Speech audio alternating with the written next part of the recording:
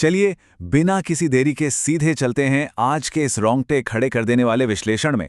आज हम दुसुन नाम के एक अलग थलग गांव की एक ऐसी 20 साल पुरानी लोक कथा के रहस्य को खोलने वाले हैं जो किसी के भी होश उड़ा दे।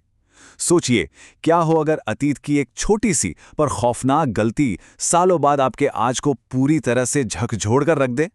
कहानी की शुरुआत होती है आधी रात के उस घुप अंधेरे से। जरा इस कथन पर गौर कीजिए। मुझे माफ करना मेरे भाई, मेरी गलती की वजह से तेरी जान चली गई। एक बेहद घबराया हुआ आदमी जिसका नाम दलाई है, जल्दबाजी में कफन में लिपटे एक शव को दफना रहा है, और इसी हड़बड़ी में वो एक ऐसी अजीब गलती कर बैठता है जिसकी कल्पना भी मुश्किल है। वो कब्र का पत्थर सिर की बजाय पैरों की तरफ लगा देता है। ये कोई आम अंतिम संस्कार तो बिल्कुल नहीं लग रहा है ना। साफ तौर पर किसी भयानक भूल को छुपाने की कोशिश चल रही थी। तो ये था हमारा पहला हिस्सा, आधी रात का दफन, जो असल में दुसुन गांव में किया गया एक संगीन गुनाह था। अब जरा इस टाइमलाइन को देखिए। उस भयानक रात के तुरंत बाद दलाई का मानसिक संतुलन तो हमेशा के लिए बिखर गया, लेकिन ये खौफ यहीं नहीं रुका। अगली 2 दहाइयों तक एक अजीब सी खामोशी रही।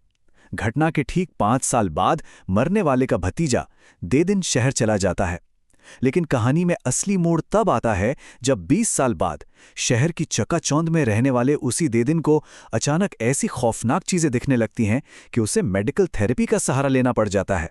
आखिर ऐसा क्या हुआ था? यहीं से शुरू होता है दूसरा दौर। शहर में आने वाली वो रहस्यमयी फुसफुसाहटें और देदिन पर हावी होता वो गहराता डर। अब जरा इस टकराव को समझने की कोशिश करते हैं। ये बिल्कुल लॉजिक और लोक कथा के बीच की एक बहुत बड़ी जंग जैसा है। सोचिए, देदिन अपनी छत पर भारी कदमों की आवाजें सुन रहा है।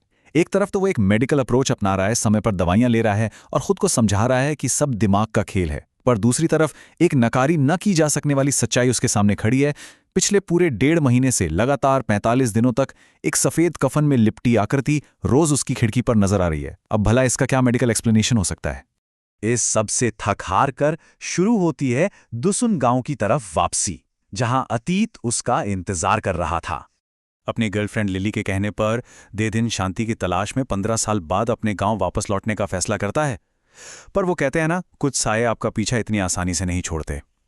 शहर से दूर एक बहुत ही घने काले जंगल से गुजरती हुई बस में उसे एहसास होता है कि खिड़की के बाहर पेड़ों के बीच वो सफेद कफन वाली आकृति अब और भी करीब आ चुकी है। उसकी चमकती हुई लाल आंखें अभी भी लगातार उस पर ही गड़ी हुई थीं। रात के ठीक 9 बजे बस दुसुन पहुंचती है। देदिन अकेले गांव के पुराने कब्रिस्तान के पास से गुजर रहा होता है, और तभी सब कुछ बदल जाता है। उसका सामना एक नहीं बल्कि कफन में लिपटी कई ऐसी आकृतियों से होता है जो बिल्कुल खामोश, बिना हिले डुले बस उसे ही घूर रही थीं। ये इतना दिल दहला देने वाला नज़ारा था कि उसके रोंगटे खड़े हो गए और वो बेतहाशा अपनी जान बचाकर घर की तरफ भागने लगा। और ये भाग दौड़ उसे ले आती है एक जानलेवा टकराव की तरफ। ठीक आधी रात का वो खौफनाक समय। हाफता हुआ देदिन घर पहुंचता है, जहां उसका सामना अपनी आंटी और अंकल दलाई से होता है। अंकल दलाई की हालत पूरी तरह से खराब हो चुकी थी। वो हवा में देखकर खाली जगह से बात करते हुए बड़बड़ा रहे थे।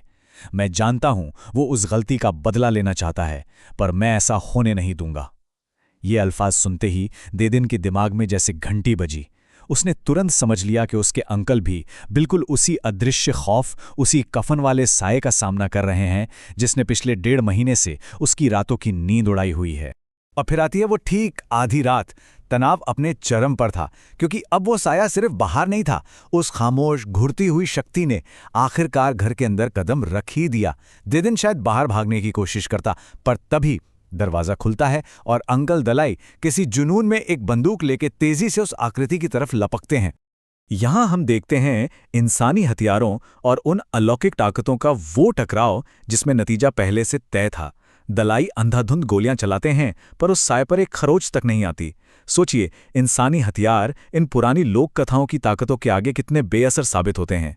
अगले ही पल अंकल दलाई को बड़ी ही बेरहमी से घसीटकर बाहर उस घने डरावने जंगल की तरफ खींच लिया जाता है।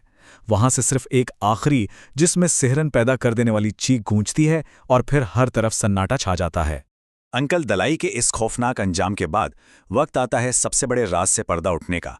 वक्त आता है पोकोंग का सच जानने का। इस खौफ के माहौल में देदिन की आंटी आखिरकार अपनी चुप्पी तोड़ती हैं। वो बताती हैं कि ये कोई आम भूत या दानव नहीं है। इंडोनेशियन लोक कथाओं में इसे पोकंग कहा जाता है। असल में ये एक ऐसी तड़पती हुई आत्मा है जो अपने कफन में कैद रह गई है।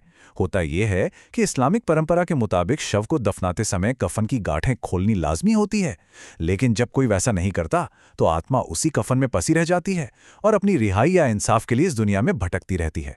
लेकिन इस पूरी कहानी का सबसे बड़ा और चौंकाने वाला सच तो कुछ और ही था। क्या कोई अंदाजा लगा सकता है? वो खौफनाक साया जो लगातार देदिन की खिड़की पर आता था, वो असल में उसके अपने पिता थे। वही पिता जिन्हें उसने 20 साल पहले खो दिया था। ये एक ऐसी सच्चाई थी जिसने इस पूरी डरावनी कहानी को अचानक एक बेहद जज्बाती और दर्दनाक मोड़ पर लाकर खड़ा कर दिया। पर ऐसा उनके साथ हुआ क्यों? दरअसल ये सब 2 दशक पहले अंकल दलाई द्वारा की गई बहुत ही स्वार्थी और भयानक गलतियों का नतीजा था। उस मनहूस रात को दलाई पूरी तरह से नशे में धुत होकर लकड़ियां काट रहे थे। उन्होंने चेतावनियों को बिल्कुल नजरअंदाज किया, जिसकी वजह से एक पेड़ सीधा देदिन के पिता पर गिर गया और उनकी मौत हो गई। गांव वालों के गुस्से और सजा से बचने के लिए दलाई ने शव को बहुत जल्दबाजी में दफनाया और सबसे अक्षम्य भूल ये कर बैठे कि वो कफन की गांठें खोलना ही भूल गए। उनकी इसी एक गलती ने पोकोंग के श्राप को जन्म दे दिया था। अब इस स्लाइड को ध्यान से देखिए, ये समझना बहुत जरूरी है। यहां पूरी पिक्चर क्लियर होती है कि उस आत्मा ने दोनों इंसानों के साथ अलग अलग बर्ताव क्यों किया।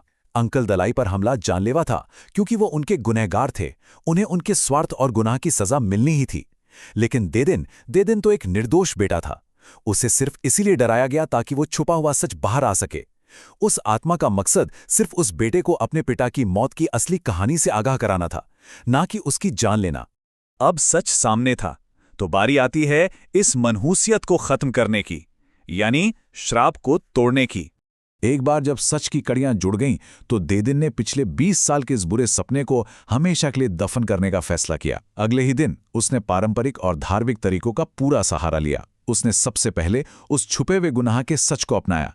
एक स्थानीय मौलवी साहब को बुलाया, पूरे घर को पाक करने के लिए विशेष दुआएं पढ़वाईं और खुद आबे जमजम का पानी पिया। इन्हीं सब रिवाजों के जरिए आखिरकार उस बेचैन आत्मा का मकसद पूरा हुआ और वो खौफनाक श्राप हमेशा के लिए टूट गया। तो चलिए इस पूरे विश्लेषण को हम एक ऐसे सवाल पर छोड़ते हैं जो वाकई में काफी गहरा है। जब ये जमीन किसी बेहद संगीन गुनाह, किसी डरावने राज को अपने अंदर दफन कर लेती है, तो सच को बाहर आने में, जमीन फाड़ कर निकलने में आखिर कितना वक्त लगता है।